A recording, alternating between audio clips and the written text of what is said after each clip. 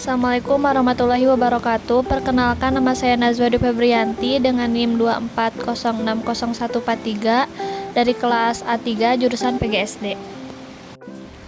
Pada kesempatan ini, izinkan saya untuk menyampaikan materi tentang perubahan kalor dan siklus air. Dua konsep yang sangat penting dalam memahami bagaimana energi dan air memainkan peran vital dalam kehidupan kita sehari-hari. Melalui presentasi ini, kita akan membahas bagaimana kalor mempengaruhi perubahan wujud suatu zat, serta bagaimana siklus air membantu menjaga keseimbangan ekosistem di bumi. Siklus air atau dikenal sebagai siklus hidrologi adalah proses alami yang menggambarkan pergerakan air di permukaan bumi, atmosfer, dan bawah tanah secara terus-menerus.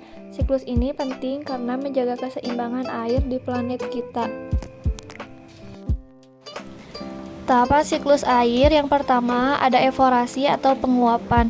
Contohnya air dari permukaan bumi seperti laut, sungai, danau yang menguap menjadi uap air akibat pemanasan oleh sinar matahari.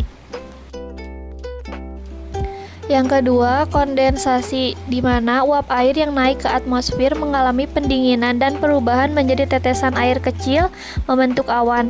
Proses ini terjadi ketika uap air menjadi ketinggian tertentu dengan suhu lebih rendah. Yang ketiga, presipitasi. Contohnya ketika tetesan air dalam awan bergabung dan menjadi cukup berat, air jatuh kembali ke permukaan bumi sebagai hujan salju, hujan es, atau bentuk presipitasi lainnya.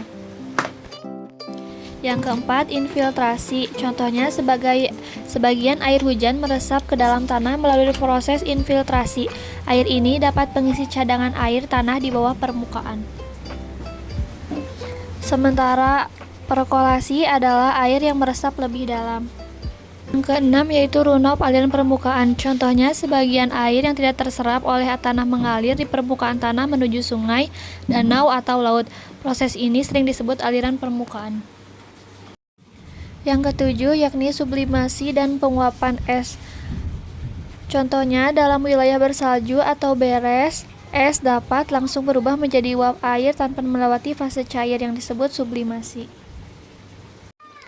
Perpindahan kalor adalah proses di mana suatu benda atau sistem mengalami perubahan energi panas akibat perpindahan panas antara benda tersebut dan lingkungannya.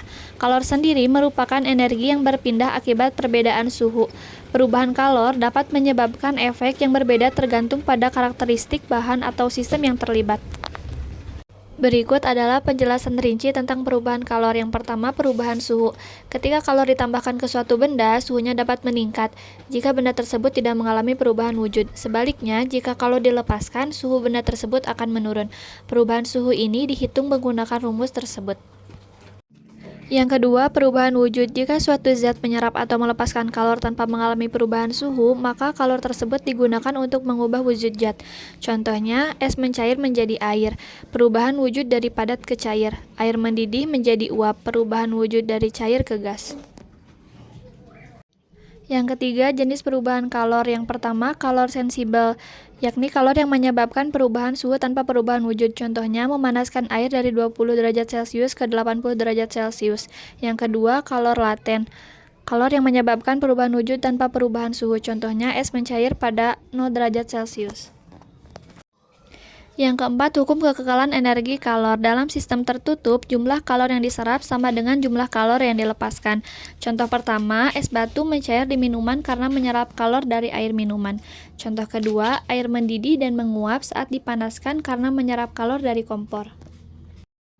Sekian presentasi dari saya, kurang lebihnya mohon maaf. Wassalamualaikum warahmatullahi wabarakatuh.